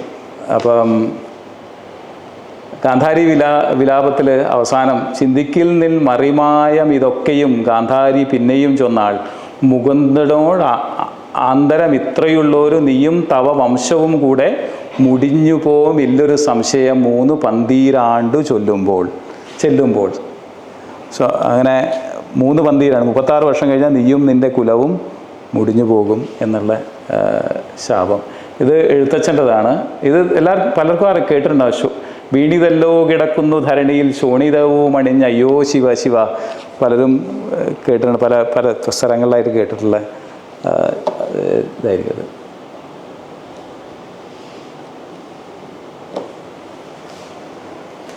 അടുത്തത് അനുഗീത എന്നുള്ള ഒരു അധ്യായമാണ്. അപ്പോൾ ഇതിൻ്റെ അകത്ത് ഒരു പ്രധാന ചോദ്യം ഇദ്ദേഹം ഉയർത്തുന്നത്, കൃഷ്ണൻ്റെ ഉപദേശമാണോ അർജുനൻ്റെ വിഷാദമാണോ ധർമ്മം എന്നുള്ള ഒരു വലിയ ഒരു ചോദ്യം. അത് അർജുനൻ, അതായത് പാർത്ഥ, ബോധ്യമെനിക്കിപ്പോൾ ഗീത നിൻവാക്കു തന്നെയാം, അതിൻ്റെ അമൃതേ പോരും മൃതിക്കപ്പുറമെത്തുവാൻ. നിൻ്റെ വാക്കായിരുന്നു ഗീത, അല്ലാതെ ഞാൻ പറഞ്ഞതായിരുന്നില്ല ഗീത എന്നുള്ള ഒരു കവിയുടെ ഒരു കൽപ്പന. അതായത് നകാംക്ഷേ വിജയം കൃഷ്ണ. ഇത് നമ്മളെ ഭഗവത്ഗീതയിലുള്ളതാണ്. എന്നുവെച്ചാൽ എനിക്ക് വിജയം വേണ്ട, രാജ്യം വേണ്ട, ഭോഗം ഉള്ള ജീവിതം വേണ്ട. ഗാണ്ഡീവം താഴെ വെച്ചിട്ട് അർജുനൻ പറയുന്ന സമയത്താണല്ലോ ഗീത ഉപദേശിക്കപ്പെടുന്നത്. അപ്പം അത് അറിയാം, അതിലില്ലാത്ത ഗീത മറ്റെങ്ങു കാണുവാൻ, അർജുനൻ കൃഷ്ണനോടന്ന് ചൊല്ലിയതെന്തു ഗീതയാം. അർജുനൻ കൃഷ്ണനോട് പറഞ്ഞതാണ് എന്ത് ഗീതയാണത്, അതിലില്ലാത്ത ഗീത വേറെ എവിടെയാണ് കാണുന്നത് എന്ന് കൃഷ്ണൻ ചിന്തിക്കുന്നു. ഈ അനുഗീത എന്നുള്ള ഇതിൽ ഞാൻ വായിക്കുന്നില്ല, നല്ല രസകരമായിട്ടുള്ളൊരു ശ്ലോകമാണത്. പക്ഷേ അനുഗീത എന്താണ് എന്നുള്ളതും കൂടെ നമുക്കൊന്ന് ആലോചിക്കാം. എന്താണ് അനുഗീത? അനുഗീത എന്ന് പറഞ്ഞിട്ടുള്ളത്, ഈ ഭഗവത്ഗീത ഉപദേശിക്കപ്പെട്ട സാഹചര്യം എന്നുള്ള യുദ്ധമാണല്ലോ. അതൊക്കെ യുദ്ധമൊക്കെ കുറേ കാലം കഴിഞ്ഞ് അർജുനൻ കൃഷ്ണനോട് ഒരിക്കൽ കൂടെ ആ ഉപദേശം എനിക്ക് പറഞ്ഞു തരാമോ എന്ന് ചോദിക്കുന്ന സമയത്ത് അതിനോട് അദ്ദേഹം പറയുന്നത് അതൊന്നും ഓർമ്മയില്ല. അപ്പം അതുപോലെ പക്ഷെ വേറൊരു ഉപദേശം അർജുനന് കൃഷ്ണൻ കൊടുക്കുന്നുണ്ട്. അതാണ് അനുഗീത. ഞാൻ അത് വായിച്ചിട്ടില്ല, പക്ഷേ കുറച്ച് ഡീറ്റെയിൽസ് കിട്ടാനുണ്ട്. നമ്മുടെ ഒരു ബുക്കുണ്ട്, പക്ഷെ അത് ശ്ലോകങ്ങളില്ല അതിൻ്റെ അകത്ത്. അപ്പം അനുഗീത ശരിക്കും ഭഗവത്ഗീതയുടെ തുടർച്ചയായി കരുതപ്പെടുന്നുണ്ട്. പക്ഷേ ഭഗവത്ഗീത കൂടുതലായിട്ടും സാഖ്യത്തിൽ അധിഷ്ഠിതമായിട്ടുള്ളത്. സാഖ്യം എന്ന് പറഞ്ഞിട്ടുണ്ടെങ്കിൽ ഭാരതത്തിലെ ഷഡ്ദർശനങ്ങളിൽ ഒന്നാണ് സാഖ്യം. അതായത് അപ്പം അദ്വൈതം വേറെയാണ്. അദ്വൈതം ഉത്തരമീമാംസ എന്ന് പറഞ്ഞിട്ടുള്ള അല്ലേ ഗീതാകൃഷ്ണൻ സാറേ? ഉത്തരമീമാംസ ഷഡ്ദർശനങ്ങളിൽ ഉള്ളതാണ് പൂർവമീമാംസ, ഉത്തരമീമാംസ. ഉത്തരമീമാംസ ഗീതയല്ല, സോറി, അദ്വൈതം ഉത്തരമീമാംസയിൽ വരുന്നതാണ്. അപ്പം അനുഗീതയിലെ ചില ആശയങ്ങൾ സാഖ്യത്തിൽ നിന്ന് വ്യത്യസ്തമാണ്. അത് അനുഗീതയിൽ ഇവിടെ അദ്വൈത വീക്ഷണം കൂടെ ഉണ്ട്. സാഖ്യത്തിൽ അധിഷ്ഠിതമാണെങ്കിലും അതിൽ അദ്വൈത വീക്ഷണം കൂടെ ഉണ്ട്. സാഖ്യം എന്ന് പറഞ്ഞിട്ടുണ്ടെങ്കിൽ പുരുഷൻ പ്രകൃതി എന്ന് പറഞ്ഞിട്ടുള്ള ദ്വൈതം ആണ്. ഇതിനകത്ത് പുരുഷൻ പ്രകൃതിയുണ്ട്, ദ്വൈതം. അദ്വൈതം എന്ന് പറഞ്ഞിട്ടുണ്ടെങ്കിൽ എല്ലാം ഒന്നാണ് എന്നുള്ളൊരവസ്ഥ. അതാണ് ഉത്തരമീമാംസ എന്ന് പറയുന്നത്. അതിൻ്റെ അകത്ത് സാഖ്യത്തിൻ്റെ ഒരു ബേസ് ഉണ്ട് ഇതിൽ. അതായത് പുരുഷൻ പ്രകൃതി എന്നുള്ളൊരു സങ്കല്പമാണ് സാഖ്യത്തിൽ വരുന്നത്. അദ്വൈതത്തിൽ എല്ലാം ഒന്നാണെന്നുള്ള ഒരു സങ്കല്പമാണ്. അപ്പം ഈ ഷഡ്ദർശനങ്ങൾ എന്ന് പറഞ്ഞെങ്കിൽ ന്യായം, വൈശേഷികം ഒക്കെ അതിൻ്റെ അകത്ത് വരുന്നതാണ്. ന്യായം, വൈശേഷികം, യോഗം, സാഖ്യം, പൂർവമീമാംസ, ഉത്തരമീമാംസ. ഈ ഷഡ്ദർശനങ്ങളാണ് നമ്മളെ പൗരാണികമായിട്ടുള്ള ഭാരതീയ തത്വചിന്തയിലുള്ളത്. അപ്പോൾ ഓരോന്നിനും ഓരോ രീതിയിലാണ് എഴുതപ്പെട്ടിരിക്കുന്നത്. അപ്പോൾ ഇതാണ് അനുഗീത എന്ന് പറയുന്നത്. അതിനകത്ത് കൂടുതൽ ഞാൻ കിടക്കുന്നില്ല. അടുത്തതായിട്ട് കൃഷ്ണന് മുമ്പിൽ എത്തുന്നത് ധർമ്മപുത്രനാണ്, യുധിഷ്ഠിരൻ. അപ്പം ധർമ്മപുത്രർ പറയുന്ന ചില കാര്യങ്ങൾ: ഇല്ലാ ബാലകളിമ്പം എങ്ങും ഒരു പൂവില്ല, കുളിർത്തെന്നലില്ലില്ലൊരു തുമ്പി, പർണശലഭം പോലും കിളിപ്പാട്ടുമേ, ഇല്ലാ പുഞ്ചിരിയെങ്ങുമേ, നെറുകയിൽ സിന്ദൂരമുള്ളൊരു പെണ്ണില്ല, ഭൂമിയും ഈ വിധം ചുടലഭസ്മത്താൽ നിറഞ്ഞതെങ്ങനെ. അതായത് യുദ്ധത്തിൽ ജയിച്ചിട്ടും അവസാനം എനിക്ക് കിട്ടിയിരിക്കുന്ന എനിക്ക് സന്തോഷം കണ്ടെത്താനാവുന്നുണ്ടോ? ഇല്ല. കാരണം യുദ്ധത്തിന് ശേഷവും ദുഃഖമാണ് എല്ലാ സ്ഥലത്തും. അപ്പം ധർമ്മപുത്രർ പറയാം, ഇല്ല രാജ്യം എനിക്ക് അജാതരിപു എന്നുള്ളൊരു പേരും, രാജ്യം വേണ്ട, അജാതരിപു എന്നുള്ള പേര് വേണ്ട, പ്രിയഞ്ചേരും നിൻ്റെ സഖിത്വവും വേണ്ട, നിൻ്റെ സ്നേഹവും വേണ്ട, ഇനി ആരണ്യം താനെനിക്കാലയം, ഈ മട്ടിൽ ആലില പോലെ നിന്നു കൊണ്ട കാൽക്കൽ ധർമാത്മജൻ ചേർത്തു രത്നകിരീടം, അശ്രുഗണവും പിന്നെ പിൻവാങ്ങിനാൻ. സോ ധർമ്മപുത്രർ ഇതൊന്നും എനിക്ക് വേണ്ടിയിരുന്നില്ല, ഇപ്പം യുദ്ധം ജയിച്ചിട്ട് ഞാനെന്ത് നേടി എന്നുള്ളതാണ് കൃഷ്ണനടുത്ത് പറയുന്നതായിട്ട് ഇതിനകത്ത് പറഞ്ഞിരിക്കുന്നത്.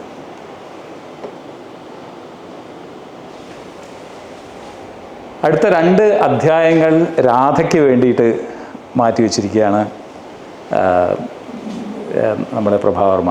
അപ്പം ഇതിനകത്ത് രാധികാ ദണ്ഡനം, രാധാമാധവം എന്ന് പറഞ്ഞ 2 അധ്യായങ്ങൾ രാധയുടേതാണ്.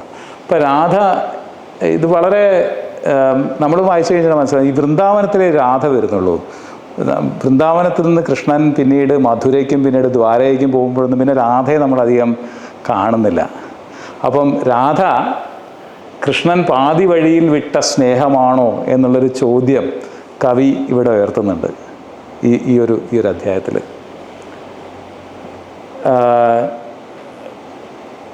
അത് ഈ വരികൾ വായിക്കുക. എന്നെ മറന്നുവോ, ഏറെ നിശബ്ദമായി എന്നോട് നീ പണ്ട് ചോദിച്ച വാക്കുകൾ ഇന്നിങ്ങ് കേൾക്കുന്നതുണ്ടു ഞാൻ, എങ്ങനെ നിന്നെ മറക്കാൻ, മറന്നുവെന്നാകിലോ എന്നെ മറന്നിരിക്കാം തലേ മാത്രം ഞാൻ, ഇല്ല മറന്നില്ല ഞാൻ എന്നെ നിന്നെയും. കൃഷ്ണൻ ഒരിക്കലും മറക്കാൻ പറ്റാത്ത ഒരു വ്യക്തിയായിരുന്നു ശരിക്കും രാധ എന്നുള്ളതാണ് അവസാനം അദ്ദേഹം എത്തി നിൽക്കുന്നത് ഈ ചോദ്യത്തിനുള്ള ഉത്തരമായിട്ട്. അതാണ് ഗോപിക.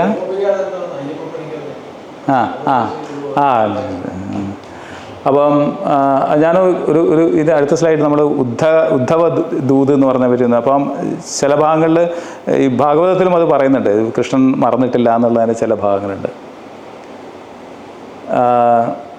അപ്പോൾ ഇതിനകത്ത് വളരെ കാവ്യഭംഗിയുള്ള കുറേ ഭാഗങ്ങളുണ്ട്. നിങ്ങൾക്ക് വലതു ഭാഗത്തുള്ളത് കാണാൻ പറ്റുന്നുണ്ടോ എന്നെനിക്ക് അറിയില്ല. കാവ്യഭംഗിയുള്ള വളരെ നല്ല ചില വരികളുണ്ട് ഇതിൻ്റെ അകത്ത്. ഞാനത് വായിക്കാം.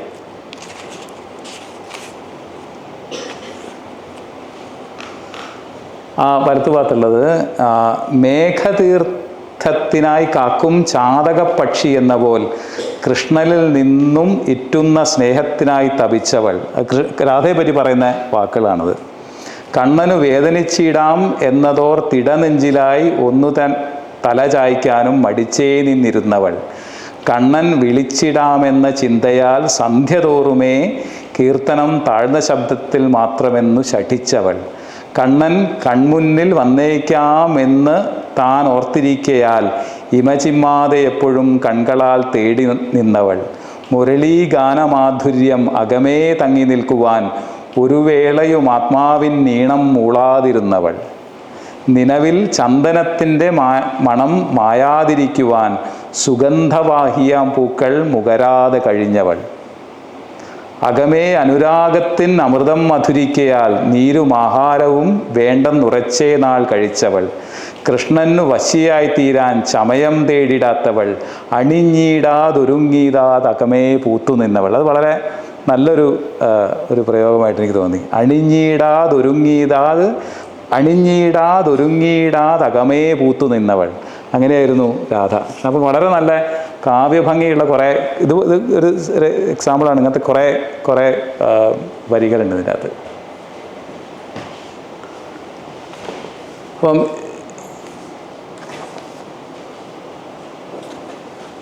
അടുത്ത അധ്യായത്തിൽ പോകുന്നതിന് മുമ്പേ ഞാൻ നേരത്തെ പറഞ്ഞ പോലെ ഉദ്ധവ ദൂത്യം എന്ന് പറഞ്ഞിട്ടുള്ള ഒരു ഭാഗമുണ്ട്. നാരായണീയത്തിലുണ്ട്. അപ്പം ഭാഗവതത്തിലൊക്കെ ഉള്ള ഭാഗം തന്നെയാണത്. അപ്പം ഇതിൻ്റെ അകത്ത്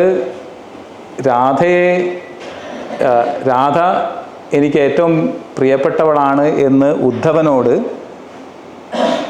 കൃഷ്ണൻ പറയുന്നുണ്ട്. അപ്പം അങ്ങനെ ഉദ്ധവൻ തിരിച്ച് വൃന്ദാവനത്തിൽ പോയിട്ട് രാധയോടും ഗോപിമാരോടൊക്കെ പറയും, നിങ്ങളെ ഞാൻ മറന്നിട്ടില്ല എന്ന് പറയുന്ന ഒരു ഭാഗമുണ്ട്. അപ്പം ഈ കവിതയിൽ പറയുന്നൊരു കാര്യം, ശരൺമല്ലിക പൂത്തൊരു നാളിൽ ഏകാന്തരാത്രിയിൽ പോയി വരാമെന്ന് പോലും ചൊല്ലാതെ പോന്നവനല്ലി ഞാൻ. പക്ഷേ മുഴുവനായിട്ട് അങ്ങനെയല്ല.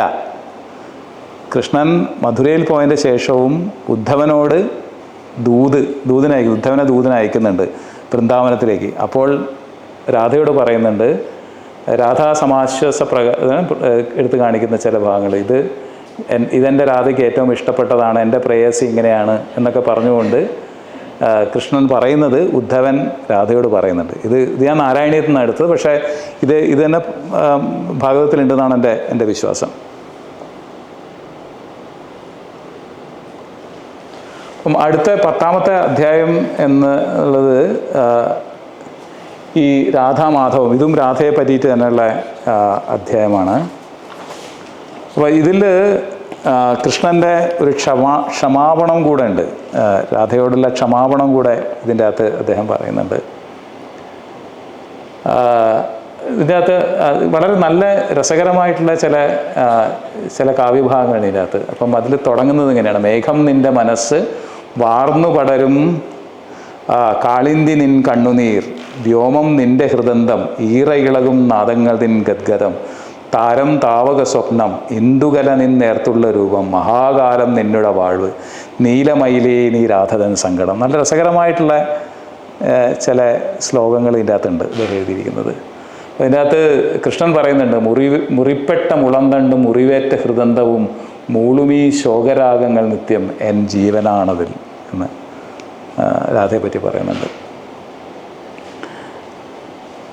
അതേപോലെ തന്നെ കൃഷ്ണന് രാധയാരാവോ രാധയ്ക്ക് കൃഷ്ണനാരുവാൻ, എങ്കിലും നാളെയും രാധാകൃഷ്ണയോഗം പുലർന്നിടാം. രാധാകൃഷ്ണയോഗം എപ്പോഴും നിലനിൽക്കുന്നതാണ്. എന്നും ഈ ഭക്തന്മാരും കവികളും ഒക്കെ തന്നെ രാധയെ പറ്റിയും കൃഷ്ണനെ പറ്റിയിട്ടും കൃതികൾ രചിക്കുകയും പാടി നടക്കുകയൊക്കെ ചെയ്യുന്നുണ്ട്, ഏത് കാലത്തും ഇപ്പോഴും.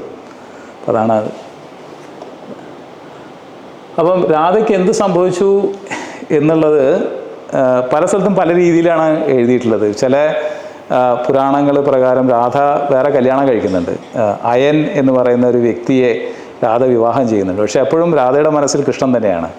പക്ഷേ രാധയുടെ അവസാനത്തെ കാലഘട്ടത്തിൽ രാധ തിരിച്ച് അന്ന് ദ്വാരകയിലേക്ക് പോയിട്ടുണ്ട് കൃഷ്ണൻ. ദ്വാരകയിലേക്ക് രാധ പോകുന്നുണ്ട് കൃഷ്ണനെ കാണാൻ വേണ്ടിയിട്ട് ചില പുരാണങ്ങൾ പ്രകാരം. അപ്പോൾ എന്നിട്ട് കൃഷ്ണനെ കണ്ടതിന് ശേഷം പിന്നെ രാധ ഒരു ആശ്രമത്തിലേക്ക് പോകുന്നതായിട്ടും അവിടുന്ന് മരിക്കുന്നതായിട്ടും ചില കൃതികളിലുണ്ട്. എല്ലാത്തിലും അല്ല, ചില കൃതികളിൽ. അപ്പം ആ സമയത്ത് കൃഷ്ണൻ അവസാനമായി ഓടക്കുഴൽ വിളിച്ചെന്നും അത് കഴിഞ്ഞിട്ട് ആ ഓടക്കുഴൽ പൊട്ടിച്ചുപേക്ഷിച്ചെന്നും എന്ന് പറയുന്ന ചില കഥകളും ഉണ്ട്. പക്ഷെ ഈ പറഞ്ഞ പോലെയാണ്, ഇതൊക്കെ ചിലപ്പം കവിഭാവനകളായിരിക്കാം. പക്ഷെ അങ്ങനത്തെ കഥകളുണ്ട്. പക്ഷേ ഈ രാധയെ പറ്റി കൂടുതലായിട്ട് പിന്നെ വൃന്ദാവനത്തിന് ശേഷം പിന്നെ അധികം അങ്ങനെ കേട്ടിട്ടില്ല. എവിടെ നമ്മൾ കേൾക്കുന്നില്ല. നമ്മൾ കേൾക്കുന്ന രാധയും ഗോപികമാരും ഒക്കെ വൃന്ദാവനത്തിലുള്ള ആ കാലഘട്ടത്തിലേ ഉള്ളൂ. പിന്നെ അതേപോലെ തന്നെയാണ് നമ്മളെ ഈ എന്താ പറയുക, ഈ കൃഷ്ണൻ്റെ ലീലകളും അങ്ങനത്തെ കുറേ കാര്യങ്ങളിൽ ശരിക്കും കൃഷ്ണന് 12 വയസ്സാകുമ്പം തന്നെ വൃന്ദാവനം വിട്ടു പോയിട്ടുണ്ട്. അപ്പം അതിനകത്ത് പ്രണയം എന്നുള്ളതൊക്കെ എത്രത്തോളം ഉണ്ടാവും നമ്മൾ ചിന്തിച്ചാൽ അറിയാവുന്നതേ ഉള്ളൂ. ആ ഒരു അപ്പോൾ അതിന് ശേഷം പിന്നെ കൃഷ്ണൻ മധുരയിൽ പിന്നെ സാന്ദീപനി മഹർഷിയുടെ അടുത്ത് പഠിക്കാൻ പോകുന്നു. പിന്നെ കംസനെ കൊല്ലുന്ന അവരൊക്കെ പിന്നെ അതിങ്ങനെ പോകും. ജരാസന്ധനായിട്ടുള്ള പ്രശ്നങ്ങൾ, പിന്നെ ദ്വാരകയിലേക്ക് പോകുന്നു. അപ്പോൾ അങ്ങനെ അത് മുന്നോട്ട് പോവുക ചെയ്യുന്നത്. അപ്പം കൃഷ്ണൻ രാധയെ ഓർക്കാൻ സമയം കിട്ടിയിട്ടുണ്ടാവുമോ അറിയില്ല. അപ്പം അവിടെ ഒരു കവിഭാവന അദ്ദേഹം ഉപയോഗിച്ചിരിക്കുന്നു എന്ന് മാത്രം.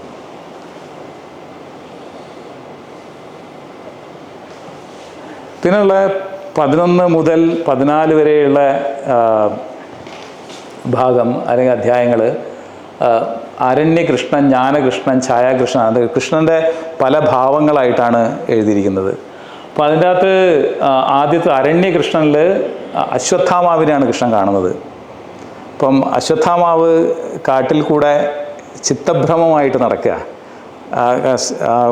ഇതൊക്കെ മണിയൊക്കെ എടുത്ത് കളഞ്ഞതിന് ശേഷം അപ്പം കൃഷ്ണൻ ചിന്തിക്കുന്നത് ചിത്തഭ്രമം അശ്വത്ഥാമാവിനോ തനിക്കോ എന്ന് സന്ദേഹിക്കുന്ന ഒരു കൃഷ്ണനാണ് ഈ ഒരു അധ്യായത്തിൽ ശ്രീ പ്രഭാവർമ്മ എഴുതി ചേർത്തിരിക്കുന്നത്. അപ്പോൾ അവസാനത്തെ ഭാഗം വായിച്ചാൽ നിങ്ങൾക്ക് മനസ്സിലാവും.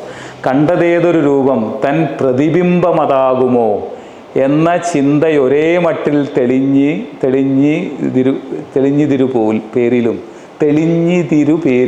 ഇരുപേരിലും എന്നാണ് അവസാനം പറയുന്നത്. അപ്പം അങ്ങനെ ആ ഒരു സന്ദേഹത്തിലാണ് ഈ അരണ്യകൃഷ്ണൻ എന്ന് പറയുന്ന ഈ ഒരു അധ്യായം അവസാനിക്കുന്നത്. ഇരുപേരിലും തെളിഞ്ഞിതിരുപേരിലും, അതായത് കണ്ടതേതൊരു രൂപം തൻ പ്രതിബിംബമതാവുമോ, തൻ്റെ പ്രതിബിംബമാവും മറ്റയാൾ കണ്ടത്. രണ്ടുപേരും ചിന്തിക്കുക.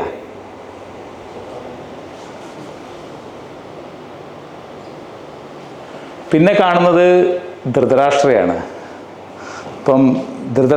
അപ്പം ഈ അവസാനത്തെ വനവാസത്തിനും സന്യാസത്തിനായിട്ട് പോകുന്ന ആ ഒരു ഘട്ടത്തിലാണ് ധൃതരാഷ്ട്രരെ കാണുന്നത്. ആ സമയത്ത് ധൃതരാഷ്ട്രർ കുറേ ഇതൊക്കെ സ്വീകരിച്ച്, ഇത് വിധിയുടെ ആ ഒരു ഇതൊക്കെ സ്വീകരിച്ച് ആ ഒരു രീതിയിലാണ് ധൃതരാഷ്ട്രർ വളരെ കാം ആയിട്ടുള്ള ഒരു വ്യക്തിയായിട്ട് മാറിയ ധൃതരാഷ്ട്രയാണ് കൃഷ്ണൻ കാണുന്നത്. അപ്പം ഇതിൻ്റെ അത് ചില ഭാഗങ്ങൾ, ഇരുട്ടുമൂടും മിഴികൾക്കു കാണാൻ കഴിഞ്ഞ സത്യങ്ങളിൽ ഒന്നുപോലും വെളിച്ചമുള്ളൊരു മിഴിക്കു കാണാൻ കഴിഞ്ഞതില്ലെന്നതറിഞ്ഞു കൃഷ്ണൻ. അതായത്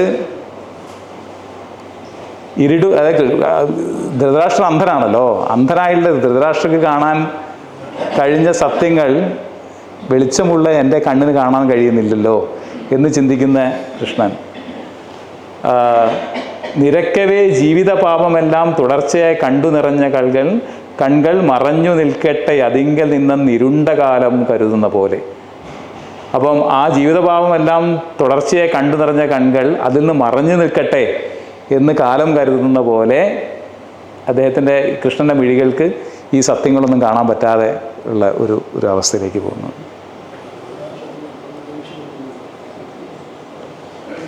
പിന്നെ അടുത്തത് ഛായാകൃഷ്ണൻ എന്നുള്ള ഒരു അധ്യായമാണ്. അത് ഇതിൻ്റെ അകത്ത് രുക്മിണിയാണ്. ഇപ്പം രുക്മിണിയും ഇതേപോലെ തന്നെയാണ്. രുക്മിണി കൃഷ്ണന് വേണ്ടി കാത്തിരിക്കുക. രുക്മിണി വളരെ വിദുഷിയായിട്ടുള്ള സ്ത്രീയായിരുന്നു. കൃഷ്ണനെ വിവാഹം കഴിച്ച് ആ സമയത്ത് ഒരു യുദ്ധം വരെ ഉണ്ടായിരുന്നു. രുക്മിണിയുടെ സഹോദരന് ആ വിവാഹത്തിനോട് താല്പര്യം ഉണ്ടായിരുന്നില്ല. അപ്പം അങ്ങനെയാണ് രുക്മിണിയെ കല്യാണം കഴിക്കുന്നത്. വളരെ നല്ല കുറച്ച് വരികളുണ്ട്. മതിപ്പിക്കുന്ന മുല്ലപ്പൂ മണമല്ലവൾ ഓർമ്മയിൽ വിശുദ്ധി വഴിയും കൃഷ്ണ തുളസിക്കതിരൻ മണം എന്ന് രുക്മിണിയെ പറ്റിയിട്ട് കൃഷ്ണൻ ചിന്തിക്കുന്നത്.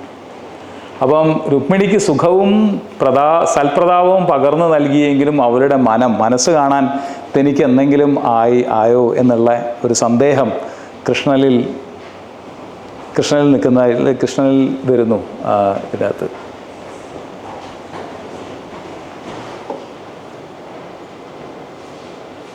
ലേറ്റായെന്ന് തോന്നുന്നു. കുറച്ച് പേരെല്ലാം പോകാൻ തുടങ്ങി അല്ലേ?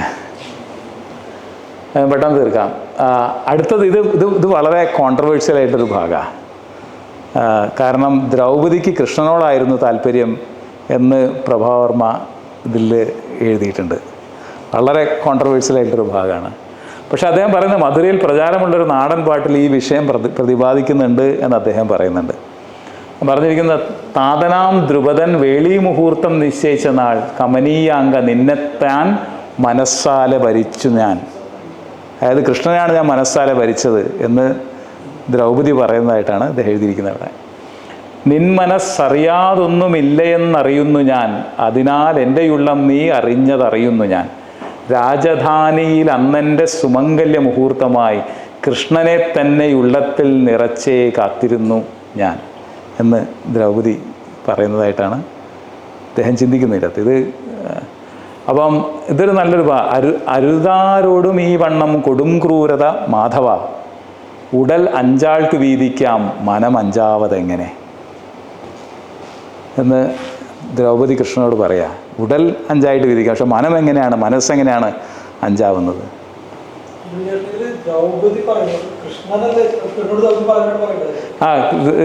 പരസ്പരം അങ്ങോട്ടും ഇങ്ങോട്ടും സംസാരിക്കുക ചെയ്യുന്നത്. അതിനകത്ത് അവരെ കാണുമ്പോൾ അങ്ങോട്ടും ഇങ്ങോട്ടുള്ള സംസാരമുണ്ട്. പക്ഷെ ഇതൊരു ഈ ഒരു അധ്യായത്തിൽ കൃഷ്ണൻ ഓർക്കുന്നത് ദ്രൗപദിയെ പോയി കാണുന്ന ഒരു രംഗം കൃഷ്ണൻ ഓർക്കുക. ഇതിനകത്ത് ആ സമയത്ത് ദ്രൗപദി പറഞ്ഞ കാര്യങ്ങളത് അല്ല കൃഷ്ണൻ ചിന്തിക്കുന്നതല്ല. കൃഷ്ണൻ ചിന്തിക്കുന്നത് ആ ഒരു സംഭവമാണ്, ദ്രൗപദിയെ പോയി കാണുന്ന സംഭവം. അപ്പോൾ അതിൻ്റെ അകത്ത് ദ്രൗപദി പറയുന്ന കാര്യങ്ങൾ അതിൻ്റെ അകത്ത് വരുന്നത്. അതേപോലെ തന്നെ ദ്രൗപദിക്ക് ഏറ്റവും ഇഷ്ടം അർജുനനോടായിരുന്നു. പാണ്ഡവന്മാരിൽ ഏറ്റവും ഇഷ്ടം അർജുനനോടായിരുന്നു. പക്ഷേ അർജുനന് സുഭദ്രയെ കല്യാണം കഴിപ്പിക്കാൻ വേണ്ടി പ്രയത്നം നടത്തിയതും കൃഷ്ണൻ തന്നെയാണ്. അപ്പം അദ്ദേഹം പറയുന്നത് 5 പേർ അവരിൽ പാർത്ഥനായിരുന്നെന്നിൽ ഉൾപ്രിയം, അതു നീ അറിയ കൃഷ്ണ വന്നു നീ നിന്റെ തന്ത്രവും. അല്ലായെങ്കിൽ എന്തിനായി സ്വന്തം സഹോദരി സുഭദ്രയെ കൊണ്ടു വേൽപ്പിച്ചു നീ എന്നിൽ ഉൾപ്രിയം ചെന്ന പാർത്ഥനെ അർജുനെ കൊണ്ട് എന്തിനാണ് നീ സുഭദ്രയെ കൊണ്ട് കല്യാണം കഴിപ്പിച്ചത്? അല്ലെങ്കിൽ 3 ലോകത്തിലും കേട്ടിട്ടില്ലൊരിക്കലും ഇങ്ങനെ ഇരവിൽ പെങ്ങളെ തട്ടിയെടുക്കാൻ തുണ സോദരൻ. ആ സുഭദ്രയെ കല്യാണം കഴിക്കാൻ വേണ്ടി തുണ സഹായം ചെയ്തു കൊടുത്തത് കൃഷ്ണനാണ്. മുന്നമേതാൻ സപത്നീത്വത്തിൻ്റെ വിങ്ങൽ അറിഞ്ഞു ഞാൻ, എനിക്കു നിന്റെ നേർവങ്ങൾ കൂടി വന്നു സപത്നിയായി. കാരണം അർജുനൻ വേറെ പേര് ഉലൂബിനെയും ഒക്കെ കല്യാണം കഴിച്ചിട്ടുണ്ട് വേറെയും.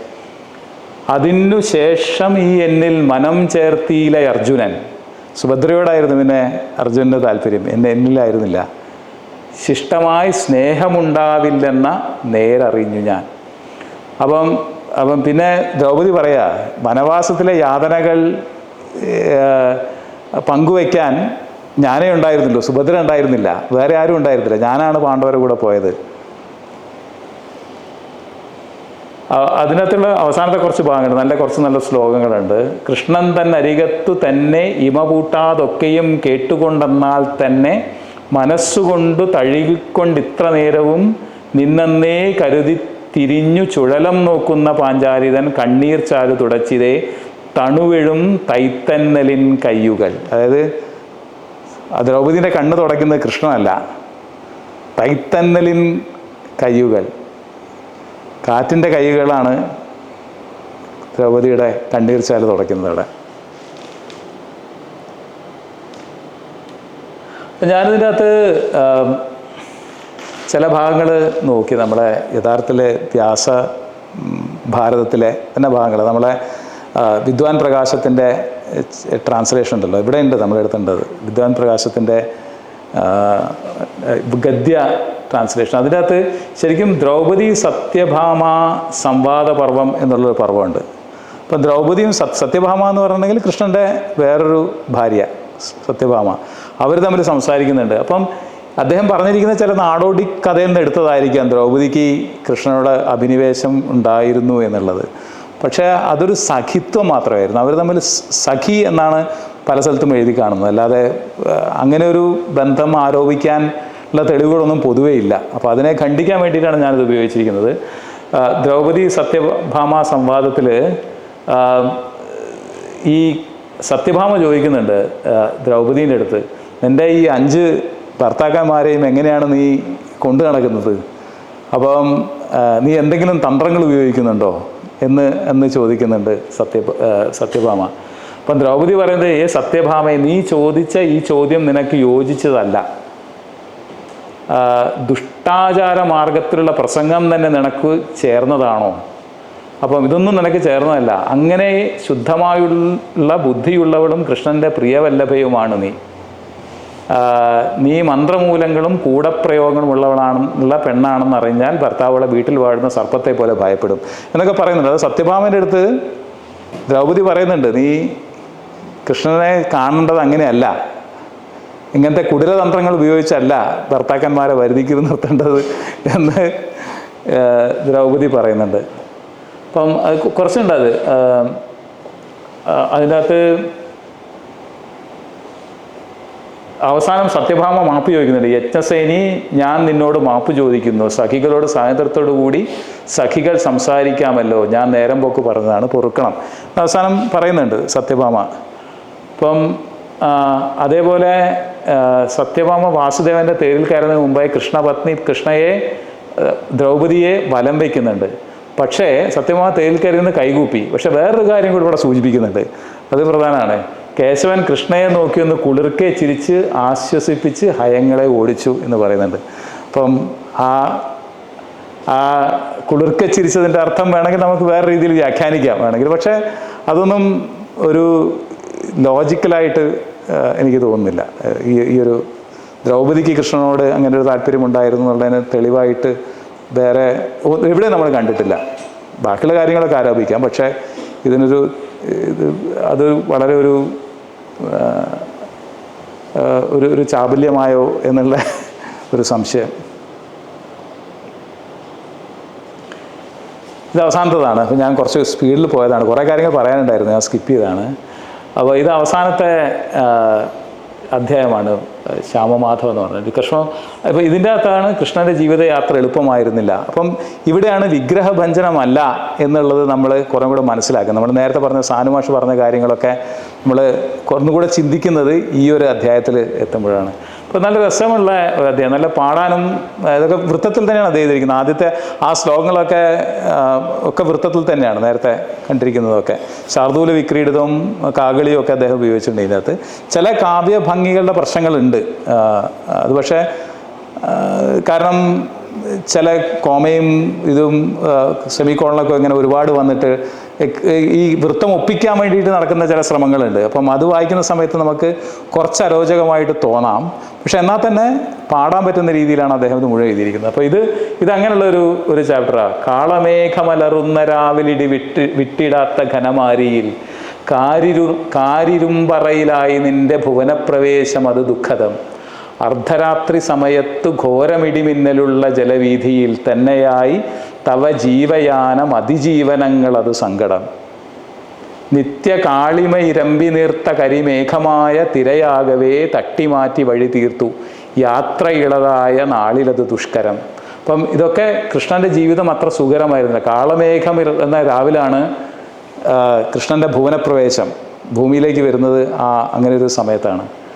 അർദ്ധരാത്രി സമയത്താണ് ഇങ്ങനെയാണ് വസുദേവൻ കൃഷ്ണനെ കൊണ്ടുപോകുന്നത്. അന്ന് ഭയങ്കര മഴയും ഇടിയും ഉള്ള സമയത്ത് ഇങ്ങനെ. അപ്പോൾ അങ്ങനെ ജീവിതയാത്രയിലുടനീളം പ്രയാസങ്ങളും ദുഃഖങ്ങളും അനുഭവിച്ചുകൊണ്ട് തന്നെയാണ് കൃഷ്ണൻ മുന്നോട്ട് പോയിരിക്കുന്നത് എന്നുള്ളതാണ് കവി ഇവിടെ പറയുന്നത്. അതായത് കുറേ അങ്ങനത്തെ കുറേ വരികളുണ്ട് ഇതിൻ്റെ അകത്ത്. അപ്പം അദ്ദേഹം പറയുന്നൊരു കാര്യം, എത്രയെത്ര അപവാദ മുൾമുനകളെത്തി അതിൻ്റെ നേർക്കൊക്കെയും മൃദുല മന്ദഹാസമോട് തന്നെ നേരിടുവതായി താൻ അപ്പോഴും പുറമേ നടിച്ചു. അപ്പം കൃഷ്ണൻ പുറമേ നടിക്കുന്നതെല്ലാം എളുപ്പത്തിൽ അല്ലെങ്കിൽ ഈസി ആയിട്ട് കൈകാര്യം ചെയ്യാം എന്ന രീതിയിൽ. എന്നാൽ അത് സത്യമോർക്കിൽ അതറിയാം, അകം കത്തി നിന്നത് അതിതീവ്രമായി. അകം അതിതീവ്രമായിട്ട് കത്തി നിൽക്കുകയായിരുന്നു നിൻ്റെ. അറിവതാരു നിൻ്റെ ഘനമൂകത. അപ്പം നിൻ്റെ സങ്കടങ്ങൾ, നിൻ്റെ പ്രയാസങ്ങൾ ആരറിയുന്നു? 100 പുതുകർമ്മങ്ങൾ ഇങ്ങനെ ഒന്നിനോടൊന്ന് 1000 തിരകണക്ക പോലെ ഇങ്ങനെ വന്നുകൊണ്ടിരിക്കുകയാണ് കൃഷ്ണന് മുമ്പിൽ. ഓരോ കാര്യങ്ങളായിട്ട് വൃന്ദാവനത്തിലായാലും മധുരയിലായാലും ദ്വാരകയിലായാലും കുരുക്ഷേത്രത്തിലായാലും എവിടെയായാലും ഇങ്ങനെ 100 കാര്യങ്ങൾ ഒന്നിനും പുറകെ ഒന്നായിട്ട് തിര പോലെ വന്ന് അണയുകയാണ്. ആ സമയത്ത് അറിവതുണ്ട് ഞാൻ വിവിധ ചര്യകൾ തന്നെയുള്ള ശരിതെറ്റുകൾ തിരയുവാൻ ഇവനു കഴിയാത്തതും. അതിൻ്റെ അകത്തുനിന്ന് ശരിതെറ്റുകൾ തിരയാൻ ഇത്രയും ഒരുപാട് കാര്യങ്ങൾ ഒരുമിച്ച് ചെയ്യുന്ന നമ്മളെ ഉല്ലാസിനെ പോലുള്ള ഒരാളായി കഴിഞ്ഞിട്ടുണ്ടെങ്കിൽ അതിൻ്റെ അത് ശരിതെറ്റുകൾ അന്വേഷിക്കുക എന്ന് പറഞ്ഞിട്ടുണ്ടെങ്കിൽ അതിൻ്റെ പ്രയാസങ്ങൾ. അതേപോലെ തന്നെ ഏതു ധർമ്മം അതിലേത് അധർമ്മം അതുപോലെ കർമ്മം അപകർമ്മവും വേർതിരിച്ചു പറയുവാൻ ഒരാളെവിടെ ധർമ്മനിർണയം അസാധ്യമാം. അതൊരു പ്രധാന ഒരു പോയിൻ്റാണ്. കാരണം ധർമ്മനിർണയം എന്ന് പറയുന്നത്, ധർമ്മം നേരത്തെ പറഞ്ഞ പോലെ ധർമ്മം വളരെ സങ്കീർണമാണ്, വളരെ ഗഹനമായിട്ടൊരു വിഷയമാണ് ധർമ്മം. അത് നിർണയിക്കുന്നത് ആരാണ് നിർണയിക്കുക? ഏതാണ് അധർമ്മം, ഏതാണ് ധർമ്മം എന്നുള്ളത് നിർണയിക്കാൻ ആരാണ് നിർണയിക്കുന്നത്? പിന്നെ വ്യക്തി കേവലം ഒരായുധം നിയതി തന്നെയിങ്ങു പടനായകൻ എന്നതോർത്തു പലതും പൊറുക്കുവതിലുണ്ട് നീതി. അത് സത്യമാണ്. വ്യക്തി ഒരായുധവും വിധി പടനായകനും എന്നുള്ള രീതിയിൽ അങ്ങനെ അല്ലാതെ ചിന്തിക്കാം. വ്യക്തിയാണ് നിയതിക്ക് സാരഥി എന്നും ചിന്തിക്കാം. എങ്കിൽ ഉറമഞ്ഞുപോൽ നിശ്ചലം സമയചക്രവും മഹിത സത്യമാണതു മിതേവിധം. ഇതേവിധത്തിൽ രണ്ടും സത്യമാണ് എന്നാണ് കവി പറയുന്നത്. അപ്പോൾ ഇതാണ് അവസാനത്തെ വരികൾ. ഞാൻ അവസാനത്തെ വരിയിലേക്ക് കിടക്കുകയാണ്. അപ്പം ഇതിനകത്ത് കൃഷ്ണൻ അവസാനം ആകാശമാർഗത്തിലേക്ക് ചരിക്കുകയാണ്. അതിൽ ശ്യാമാകാശമതിങ്കൽ നിന്നും ഒരു വെൺതേരെത്തി മേഘങ്ങളെ കീറിപ്പായുകയായി ഭൂവനിക വിട്ടാകാശമാർഗങ്ങളിൽ. മനസ്സിലായില്ലേ? ആകാശമാർഗങ്ങളിലേക്ക് ഒരു വെൺതേരെത്തി മേഘങ്ങളെ കീറിപ്പായുകയാണ്. വാനിൻ നീലിമയേറിയോ? കൃഷ്ണൻ ആകാശമാർഗങ്ങളിലേക്ക് യാത്ര ചെയ്തപ്പം വാനിൻ നീലിമയേറിയോ? ഇവിടെ എങ്ങോ നിന്ന നീലാംബരം കാൺമാൻ ഇല്ലിലയില്ല ഇങ്ങും മലരില്ല ഇല്ലിങ്ങതിൻ വേരുമേ. ഈ നീലാംബരം ഭൂമി വിട്ട് ആകാശമാർഗങ്ങളിലേക്ക് ചരിച്ചു. അപ്പം അതോടെ കൃഷ്ണൻ സമാധിയായി അവസാനമായി. ഇതാണ് ശ്യാമമാധവം എന്നുള്ള പ്രഭാവർമ്മയുടെ